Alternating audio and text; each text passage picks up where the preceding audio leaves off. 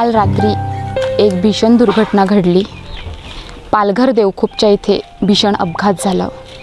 Bullet ट्रेनवाले आहेत, त्यांची जी Bolero गाडी आहे त्यांनी रिक्षा आणि बाईकला ठोकले असता भीषण दुर्घटना घडली। त्यानंतर देवखोप तांडेलपाडा येथे राहणाऱ्या ज्या उज्ज्वला आहेत त्यांचा या अपघातामध्ये दुर्दैवी मृत्यू झाला आहे। तर आपण त्यांच्या घरी आलेलो आहोत। खरंच घरी आल्यानंतर आपण त्यांची परिस्थिती बघितली असता आपण बघू शकतात का त्यांचा अक्षरशः संसार उघड्यावर पडलेला आहे। बघताना सुद्धा अंगावर काटे येतात का खरंच काय संसार आहे त्यांचा, म्हणजे अक्षरशः राहतात कुठे, जेवण करतात कुठे की काय करतात असा प्रश्न पडलेला आहे। आणि खरंच बघायला गेलं तर आपण बोलतो ना, स्त्री ही करती असते। करती स्त्रीच घर सोडून गेल्यानंतर संसार हा उघड्यावर पडतो आणि तीच परिस्थिती झाली आहे। अगोदरच हा संसार त्यांनी उघड्यावरच पडलेला होता। त्या एक नर्सिका म्हणून काम करत होत्या, नर्स होत्या, पण प्रायव्हेटमध्ये असल्यानंतर फक्त तुटपुंज असा एक पगार त्यांना मिळत होता, त्याच्यावर त्यांचा संसार चालत होता। तर काल जो अपघात झालेला आहे त्याच्याबद्दल आपण विचारूया। त्यांचे पती आपल्यासोबत आहेत। तुमचं नाव काय? उमेश सकाराम जाधव। काय बोलणार, कसा झाला अपघात? झाला तेव्हा तुम्ही कुठे होते? अपघात झाला तेव्हा मी पॅसेंजर घेऊन पालघरला जात होतो। शेवटची भेट आमची आपल्या पालघर 4 रस्त्याजवळ। तिने मला दुसऱ्या पॅसेंजर रिक्षामध्ये बसलेलो होते तेव्हा हात केला, म्हटलं तुम्ही थांबा, मी येतोय, आपल्या स्टॉपजवळ थांबा। मी पॅसेंजर सोडून निघालो, जस्ट मला फोन आला का मित्राचा माझा। म्हटलं त्याने सांगितलं की असं असं सांगता आहे। म्हटलं मी तेवढ्याच फास्ट गाडीमध्ये आलो आणि बघतो तर ती पडलेली असं नाही त्या अवस्थेमध्ये पडलेली होती। मग नंतर तिला उचललं आणि मी हॉस्पिटलमध्ये घेऊन गेलो डवळे तिकडे सांगितलं की सांगते तुम्हाला हलवावं लागेल, सांगते तात्पुरती ट्रीटमेंट, सांगते तुम्ही सरकारीमध्ये घेऊन जावा, नंतर सांगते तिकडनं पण तुम्हाला हलवावं लागेल। सरकारीमध्ये नेल्यावर नंतर मग डॉक्टरांनी नाही सांगितलं। मग तुम्ही पोलीस स्टेशनमध्ये FIR दाखल केलेली आहे? FIR दाखल केलेली आहे। पोलिसांनी काय सांगितलं आरोपी जे फरार आहेत त्याबद्दल? त्यांचं तर काय म्हणणं नाही, कारण की त्या अवस्थेमध्ये मी नव्हतोच, माझे मित्र होते। आता त्यांना जे काय सांगितलं असतील ते मला समजलं। ज्या उज्ज्वला आहेत त्यांचं निधन झालं आहे। त्यांची एकच मुलगी आहे, आपण बघू शकतात किती चिमुकली आहे, 8 वर्षाची आहे, ती 3रीला आहे। ज्या वयामध्ये आईचं प्रेम, आईची ममता मिळायला पाहिजे त्या वयामध्येच आई ही सोडून गेलेली आहे। ते चिमुकलीला माहिती पण नसेल का मी आज आईचा लास्टचा चेहरा बघितलेला आहे असं, ह्याच्यानंतर मी आईचा चेहरा बघू शकत नाही। जी आई ज्या वेळेस तिचा अपघात झालं त्यावेळेस तिच्या डोक्यामध्ये तोच विचार चालू असेल का माझ्या मुलीचं, माझ्या पतीचं काय होणार, कारण ती सोडून गेलेली। तिच्या डोक्यामध्ये काहीतरी असेल का पुढे जाऊन आपण संसार असा करूया, संसार तसा करू, माझी एकच मुलगी आहे, तिला आपण चांगलं शिक्षण देऊ, तिला वाढवूया, पण तिचं स्वप्न हे अधुरच राहिलेलं आहे। आणि ह्या चिमुकलीला आता एक आई म्हणून कोणाला आवाज देईल, किंवा शाळेत गेल्यानंतर आपण घरी आल्यानंतर आपण आईला शोधत असतो आई कुठे आहे म्हणून, पण ती आल्यानंतर ती आई म्हणून आवाज कोणाला देणार? किंवा पती हा दिवसभरून थकून आल्यानंतर तो घरी आल्यावर तो एक पत्नीची वाट बघत असतो का पाणी घेऊन ये, चहा घेऊन ये, कारण दमलेला कितीही पती असो किंवा एखादी स्त्री असो ती सुद्धा दमते, पण तिचा नवरा घरी आल्यानंतर ती नवऱ्याला पाणी ही पहिलाच देते। पण आता हे काही बघायलाच मिळणार नाही, कारण त्या जगामध्येच राहिलेला नाही आहेत। तर आपल्यासोबत तांडेलपाड्याचे काही सदस्य वगैरे आहेत, त्यांना विचारूया ह्या घटनेबद्दल काय बोलणार। मॅडम मी काय बोलतो, आपल्या पालघरमधून ती रिक्षा निघाली होती, देवखोपच्या गावाकडे येत होती। ते डेली येणारे त्या रिक्षा चालत आहेत आणि ते रिक्षा जवळजवळ 30 ते 35 वर्ष हा चालक रिक्षावाला चालवत होता। त्यांचं नाव काय? त्याचं चंद्रकांत म्हात्रे म्हणून नाव आहे। आणि त्या गाडीमध्ये 5 पॅसेंजर बसले होते, त्याच्यामध्ये सर्व ग्रामस्थच होते, त्याच्यामध्ये आमची एक वहिनी पण होती, उज्ज्वला सकाराम जाधव, उज्ज्वला उमेश सकाराम जाधव। तर अपघात झाल्यानंतर माझ्या भावाने मला फोन केला का असं असं झालेलं आहे। त्या दोन्ही पण रिक्षाच्या पाठच्या बाजूने पडलेल्या होत्या, कोणालाच काही ठाऊक नव्हतं। उमेश जाधव त्यांच्या मिस्टरांना एवढंच माहिती होतं का माझी मिसेस त्या रिक्षामध्ये आहे। त्याच्यानंतर उमेशने 3 कॉल केल्यानंतर वहिनी काय फोन उचलत नव्हत्या। तेव्हा ते घाबरतसुब्र होऊन तो त्या स्पॉटला पोचला उमेश. त्याच्यानंतर वहिनीनं त्यांच्या रिक्षामध्ये घेऊन ते आपल्या याच्या ढवळे हॉस्पिटलला घेऊन गेले. ढवळे हॉस्पिटलला तात्पुरता त्या लोकांनी इलाज केला आणि त्याला सरकारी सिव्हिल हॉस्पिटलमध्ये पाठवलं. आपल्या तिथे पाठवल्यानंतर सरकारी दवाखान्याची आपली अशी अवस्था आहे की तिथे कुठल्याही प्रकारचा इलाज होत नाही. कधी पण आपण अपघात झाला किंवा कोण आजारी हिवताप जरी वाला असला तरी पण त्याला आपल्याला म्हणजे मुंबईसारख्या ठिकाणी किंवा गुजरात ठिकाणी डॉक्टर तिथले हलवायचा आदेश देतात. त्याच्यानंतर आम्ही गोरगरीब असल्या कारणाने आम्हाला ॲम्ब्युलन्सचे पण पैसे आमच्याजवळ नसतात. अशा वेळेला आमची एकच इच्छा आहे की आपल्या पालघरमध्ये लवकरात लवकर सिव्हिल हॉस्पिटल मोठं व्हावं हीच आमची अपेक्षा आहे. आणि आमच्या म्हणजे पालघर जिल्ह्याचे किंवा पालघर तालुक्याचे असो का गाव गरीब माणसं असो त्यांचा जीव वाचवावा हीच आमची अपेक्षा आहे. आणि पोलीस प्रोटेक्शन तर आमच्यासोबतच होतं. त्याच्यानंतर हे जे आरोपी आहे जो चालक आहे त्याला लवकरात लवकर शिक्षा व्हावी हीच आमची अपेक्षा आहे. आणि कालपासून तो फरार आहे. अजूनपर्यंत हा आरोपी मिळालेला नाही. पोलीस यंत्र त्यांच्यावरती काम करत आहेत.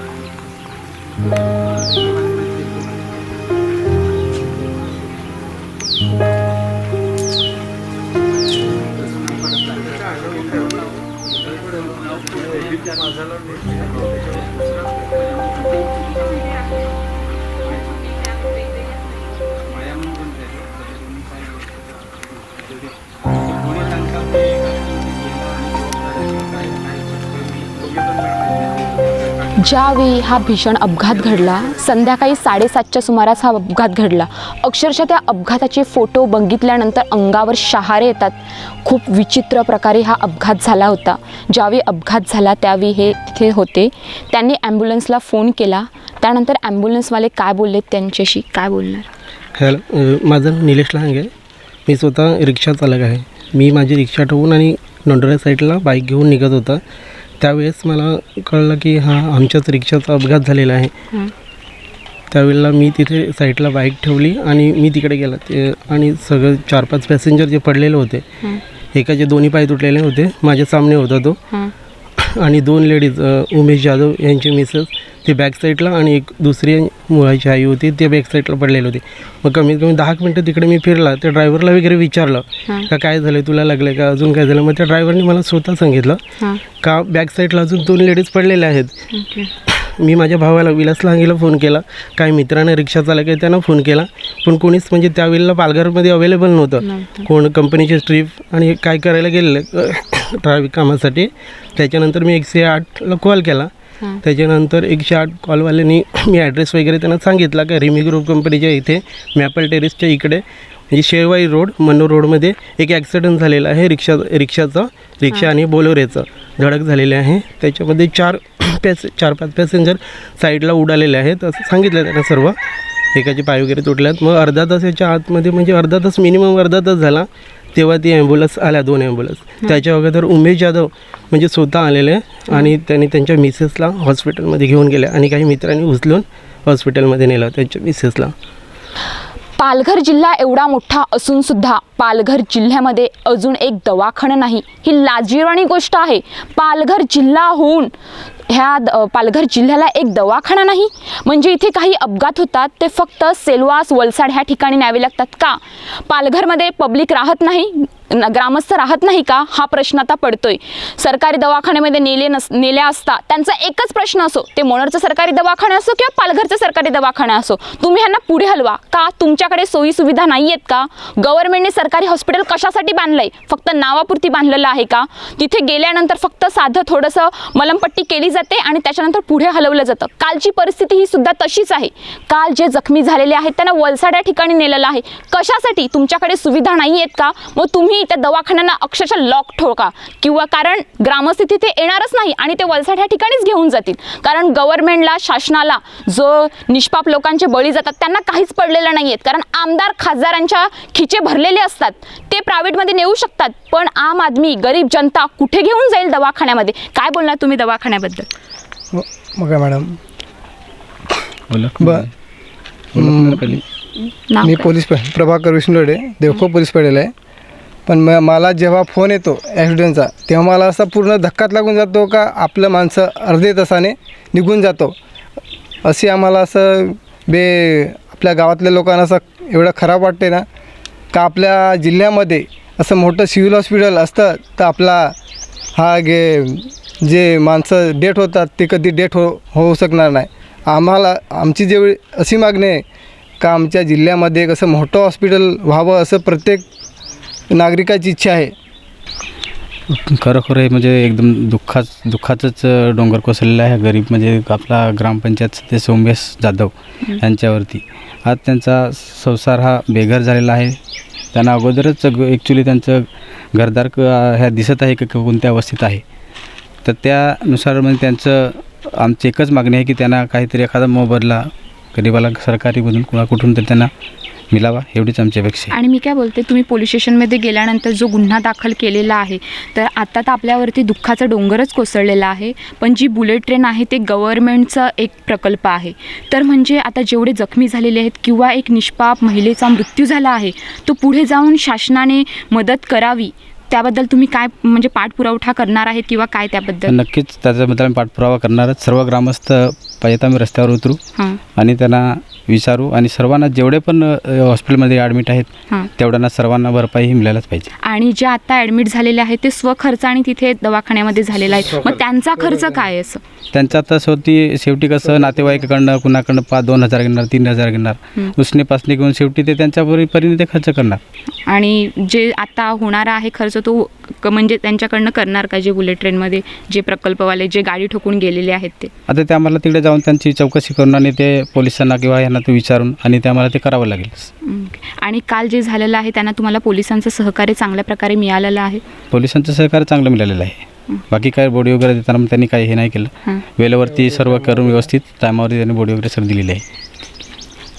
पालघर जिल्ह्यामध्ये अपघातांची मालिका ही दिवसेंदिवस वाढतच आहे.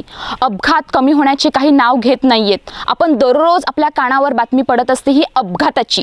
त्या भीषण अपघातामध्ये कोणाचा दुर्दैवी मृत्यू होतं, तो कोण गंभीर जखमी होतो. तर काल संध्याकाळी 7:30च्या सुमारास असाच एक भीषण अपघात झालेला आहे. तो अपघात पालघर जिल्ह्यातील देवखोप या ठिकाणी झालेला आहे. जे प्रकल्प चालू आहे बुलेट ट्रेनचं, त्यांचे कर्मचारी होते, ते बुलेरो गाडी घेऊन आलेले होते. ते अति वेगाने असल्यामुळे त्यांनी एका रिक्षा आणि बाईकला जोरदार धडक दिली. ह्या धडकेमध्ये भीषण अपघात झाला. ह्या भीषण अपघातामध्ये एका महिलेचा म्हणजेच उज्ज्वला यांचा मृत्यू झाला, तर इतर 4 ते 5 जण आहेत ते गंभीररित्या जखमी झालेले आहेत. मिळालेल्या माहितीनुसार काही जणांचे पायसुद्धा गेलेले आहेत. तर आपण तांडेलपाडा या ठिकाणी आलेलो आहोत, ज्या उज्ज्वला आहेत त्यांच्या घरी आलेलो आहोत. आपण हे घर तर म्हणावंच नाही, इथे तर आपल्याला पूर्ण मोकळं दिसतं. घर म्हटलं म्हणजे आपल्या डोक्यावरती छप्पर असतं, पण हे आपल्याला छप्परच दिसत नाही. एक तर बघायला गेलं तर इथे गॅस आहे, पण हा गॅस सुद्धा आपण बघू शकतात का उघड्यावरती आहे. एकंदरीत हेच बघायला वाटतं का हा संसार ह्यांचा उघड्यावर पडलेला आहे. शासन म्हणतं घरकुल ह्या त्या योजना, पण कुठे आहेत योजना? प्रत्यक्षात कुठे योजना दिसतात? फक्त कागदापुरतीच योजना आहेत का? दिखाव्यापुरतीच योजना आहेत का? आपण बघूया ना का किती माझ्या आजूबाला तुम्हाला दिसतंय कुठे काय आहे. त्या ठिकाणी ते तर राहत होते, ह्या ठिकाणी तर स्वयंपाक करतात. म्हणजे हा संसार उघड्यावर पडलेला आहे. जे बुलेट ट्रेनचे जे कर्मचारी आहेत ज्यांनी तो अपघात केलेला आहे ते पळून गेलेले आहेत. त्यांना थोडीही लाज न वाटता ते तिथून निघून गेलेले आहेत. तर आता तरी शासनाला जाग येईल का? म्हणजे शासन फक्त अपघात करण्याचीच कामं करत असतात का? ह्या लोकांना न्याय मिळाला पाहिजे आणि ह्यांना नुकसान भरपाई मिळाली पाहिजे. जे बघायला गेलं तर ह्या लोकांना सरकारी दवाखान्यामध्ये नेलं, त्यानंतर त्यांना मृत घोषित केलं आणि जे जखमी आहेत त्यांना सेल्वास या ठिकाणी नेलेलं आहे. म्हणजे पालघर जिल्ह्यामध्ये दवाखाने नाहीच आहेत. कधीही अपघात झाला तर सेल्वास किंवा मुंबई ह्या ठिकाणीच नेलं जातं का, हा प्रश्न सर्वसामान्यांपासून सर्वांनाच भेडसावत असतो. का पालघर जिल्ह्यामध्ये का नाही? पालघर जिल्ह्यामध्ये रस्ता सुविधा नाही आहे. रस्ते बघायला गेले तर रस्त्यामध्ये मोठमोठे खड्डे. तसेच आपण आत्ताच बघितलं की ह्या ठिकाणचे जे ग्रामस्थ आहेत ते सर्वच रिक्षा चालकच आहेत. म्हणजे ते सकाळी उठल्यानंतर रिक्षावर जात असतात आणि त्यांच्यामध्ये रिक्षामध्ये प्रवासी असतात. ते म्हणजे एकंदरीत बघायला गेलं तर त्यांचा उदरनिर्वाहासाठी ते रिक्षा चालवत असतात, पण त्यांचा जीव मुठीत घेऊन ते गाडी चालवत असतात का कोणी येऊन ठोकेल का. तशीच एक काल घटना झाली. म्हणजे त्यांनी स्वतःचा जीव वाचवावा का गाडीमध्ये बसलेल्या प्रवाशांचा जीव वाचवावा. खरंच अशा दुर्घटना घडत असतात. त्या दुर्घटनांची शासनाने दखल घ्यायला पाहिजे आणि ह्यांचा संसार जो उघड्यावर पडलेला आहे ह्याची शासनाने दखल घ्यायला पाहिजे आणि ह्यांना मदत मिळाली पाहिजे. हीच कळकळीची विनंती आहे. तसेच ग्रामस्थांची तसेच इथल्या नागरिकांची हीच विनंती आहे का जो काल अपघात झालेला आहे त्या लोकांना नुकसान भरपाई मिळावी, हीच अपेक्षा आहे. कॅमेरामॅन अप्पू बुकलेसह Shweta Aras, news police reporter, Devkhop, Palghar.